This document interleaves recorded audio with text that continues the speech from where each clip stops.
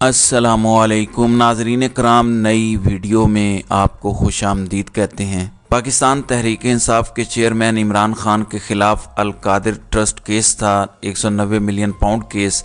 साथ ही इसके दूसरा मुकदमा है तोशा खाना का। इन दोनों नैब के मुकदमात में इमरान खान को बाकायदा गिरफ़्तार कर लिया गया है। जेल में ही ये गिरफ़्तारी अमल में लाई गई है। पहले वारंट गिरफ़्तारी जारी किए गए और फिर गिरफ़्तार किया गया।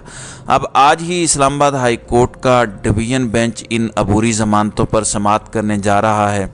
कैसे नैब की ये गिरफ़्तारी कलअदम होने जा रही है, इस गिरफ़्तारी की हैसियत नहीं है, इसकी तफसील मैं आपके साथ शेयर करूंगा।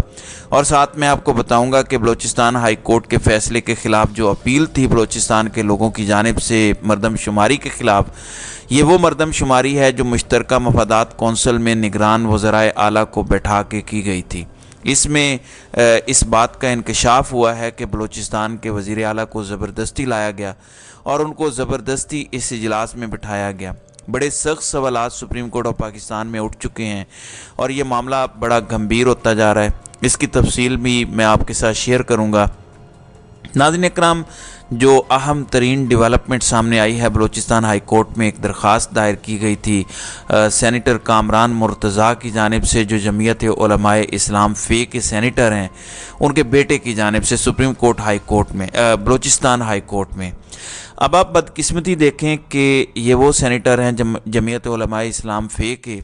अब जमीयत उलमाए इस्लाम फ़े के लोग उस वक़्त पीडीएम हुकूमत का हिस्सा थे, क्योंकि पीडीएम के सरबराह थे फजलुर रहमान। फिर मुश्तरका मफादात कौंसिल में जिस तरीके से इस मरदमशुमारी को मंजूर किया गया, नई हल्का बंदियों का कहा गया, इस तमाम अप्रूवल में पीडीएम की तमाम जमातें मौजूद थीं। और आपको याद होगा कि पाकिस्तान तहरीक इंसाफ तो पहले दिन ही इस मामले को सुप्रीम कोर्ट ऑफ पाकिस्तान लेके गई थी और सुप्रीम कोर्ट ऑफ पाकिस्तान ने नज़रिया ज़रूरत का इस्तेमाल करते हुए इस मामले को आगे ना बढ़ाया और इसको वहीं पे वाइंड अप कर दिया। लेकिन हकीकत ये है कि ये केस ऐसा नहीं था जिसको वाइंड अप किया जाए। निगरान वज़राए आला किस तरह से मुश्तरका मफादात कौंसिल के फ़ैसलों में बैठ सकते थे। बहरहाल बलूचिस्तान हाई कोर्ट में दरख्वास्त दायर की गई कि मरदमशुमारी में हमारी आबादी कम शो की गई है। बलूचिस्तान हाई कोर्ट ने इस दरख्वास्त को खारिज कर दिया। इस फैसले के ख़िलाफ़ उन्होंने अपील दायर की। इस अपील पर समाअत हुई। जस्टिस एजाजुल एहसन की सरबराही में 3 रुकनी बेंच था जिसने ये समाअत की। समाअत के दौरान सुप्रीम कोर्ट ने अटार्नी जनरल और एडवोकेट जनरल बलूचिस्तान को नोटिस जारी करते हुए कहा कि मरदमशुमारी का मामला किस आइनी शिक या कानून के तहत मुश्तरका मफादात कौंसिल में जाता है। जस्टिस एजाजुल एहसन ने यह सवाल उठा दिया है कि किस कानून के तहत और कानून की किस शिक के तहत मरदमशुमारी का मामला आप मुश्तरका मफादात कौंसिल में लेके गए। मरदमशुमारी से मुताल्लिक कानूनी मामलात पर अदालत की मुआवनत का हुक्म दिया गया है। बलूचिस्तान की मरदमशुमारी के ख़िलाफ़ अपील पर समाअत हुई। सुप्रीम कोर्ट ने कानूनी सवालात पर मुआवनत के लिए वकील कामरान मुर्तज़ा को 1 हफ़्ते की मोहलत देते हुए केस की समाअत आइंदा हफ्ते तक मुलतवी कर दी। दौरान समाअत जस्टिस एजाजुल एहसन ने वकील से पूछा कि बलूचिस्तान की आबादी 2017 की मरदमशुमारी के मुताबिक कितनी थी, जिस पर वकील कामरान मुर्तज़ा ने जवाब दिया कि बलूचिस्तान में अमन व अमान की ख़राब सूरत हाल की वजह से 2017 में मरदमशुमारी नहीं हुई। मौजूदा मरदमशुमारी में बलूचिस्तान की आबादी 1.25 करोड़ दिखाई गई है। हमारे हिसाब से बलूचिस्तान की असल आबादी इस वक्त 2 करोड़ से ज़्यादा है।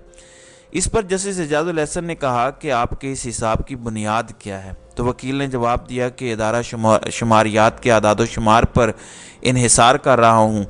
जस्टिस जमाल खान मंदोखेल ने कहा कि मुश्तरका मफादात कौंसिल के फ़ैसले को पार्लियामेंट का मुश्तरका इजलास देख सकता है, अदालत नहीं। हम इस मामले को नहीं देख सकते। जबकि जस्टिस एजाजुल एहसन ने कहा कि हुकूमत ने मुश्तरका मफादात कौंसिल का फ़ैसला चैलेंज नहीं किया। इनफरादी दरख्वास्तें सुनने से तो नया पेंडोरा बॉक्स खुल जाएगा। मुश्तरका मफादात कौंसिल खुसूसी आइनी बॉडी है जिसमें पॉलिसी मामलात तय होते हैं। पॉलिसी मामलात में मुदाखलत कोई फ़र्क कर सकता है, ना ही अदालत। तो वकील कामरान मुर्तज़ा ने कहा कि मैं सूबे के शहरी की हैसियत से गलत मरदमशुमारी को चैलेंज करने का हकदार हूँ। आबादी के मुताबिक बलूचिस्तान के 10 नशिस्तें قومی اسمبلی میں بڑھنی چاہیے۔ مشترکہ مفادات کونسل کا اجلاس اسمبلیوں کے تحلیل کے بعد ہوا۔ یہ بطور سینیٹر مردم شماری کا معاملہ ایوان بالا میں بھی اٹھایا تھا۔ سوال پوچھا گیا کہ کیا بلوچستان کے وزیر اعلیٰ وہاں پر موجود نہیں تھے جب یہ سارا کچھ ہوا، تو انہوں نے کہا کہ کافی دیر تک انتظار ہوتا رہا مگر وزیر اعلیٰ بلوچستان اجلاس میں نہ گئے۔ پھر ان کو زبردستی اجلاس میں مشترکہ مفادات کونسل کے لایا گیا۔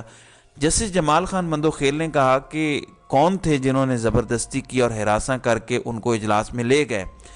اس پر پھر سینیٹر کامران مرتضیٰ خود بطور وکیل پیش ہوئے اپنے بیٹے کی پٹیشن پر، تو وہ خاموش ہو گئے۔ تو عدالت نے کہا کہ اس میں کچھ آئینی سوالات ہیں، آپ اس کی تیاری کر لیں، تیاری کر کے آپ پیش ہوں تاکہ عدالت میں چیزوں کو قانون کے مطابق ہم دیکھ سکیں۔ ساتھ ہی اٹارنی جنرل آف پاکستان کو بھی معاونت کے لیے سپریم کورٹ آف پاکستان نے طلب کر لیا، ایڈوکیٹ جنرل کو بھی معاونت کے لیے طلب کر لیا، ایڈوکیٹ جنرل خیبر پختونخوا کو۔ دوسری جانب آپ جانتے ہیں کہ جسٹس عامر فاروق کے بینچ میں ایک کیس تھا عمران خان کے، دونوں جو نیب کیسز ہیں، ایک توشہ خانہ اور ایک 190 ملین پاؤنڈ سکینڈل کیس، ان دونوں میں عبوری ضمانتیں خارج ہوئی تھیں۔ عبوری ضمانتوں کے خارج ہونے کے فیصلوں کو اسلام آباد ہائی کورٹ میں چیلنج کیا گیا تھا۔ اس سے پہلے دہشت گردی اور سیشن عدالتوں کے فیصلوں کو، جو عبوری ضمانتیں خارج ہونے کے فیصلے تھے، انہیں دو ججز نے اسی بینچ نے عامر فاروق کے ساتھ جو طارق جہانگیری صاحب ہیں، انہوں نے کالعدم قرار دے کے عبوری ضمانتیں بحال کر دی تھیں۔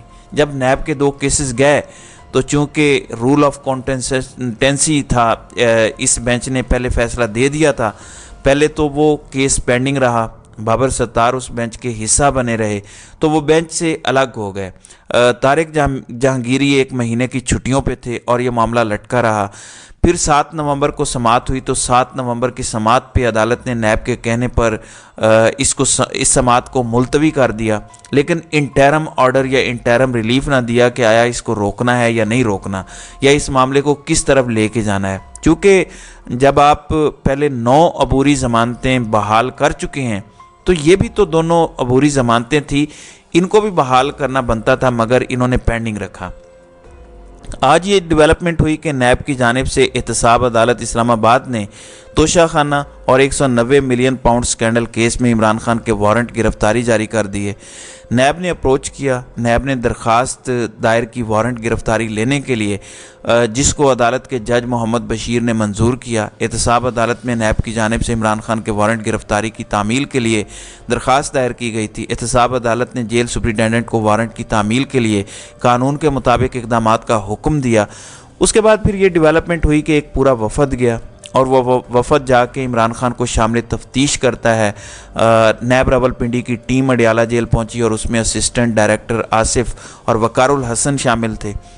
2 گاڑیوں پہ یہ گئے، انہوں نے وہاں پہ عمران خان سے پوچھ گچھ کی، اور آپ جانتے ہیں کہ عمران خان نے تو سوالوں کا جواب وہ پہلے کسی پولیس DIT کو نہیں دیا، تو ان کو کیا جواب دینا تھا۔ بہرحال ان کا ایک موقف ہے کہ میرے وکلاء موجود ہوں گے تو تب ہی میں آپ کو کسی سوال کا جواب دوں گا، لیکن یہ ان کو قانونی طور پر گرفتار کرنے گئے تھے ان مقدمات میں۔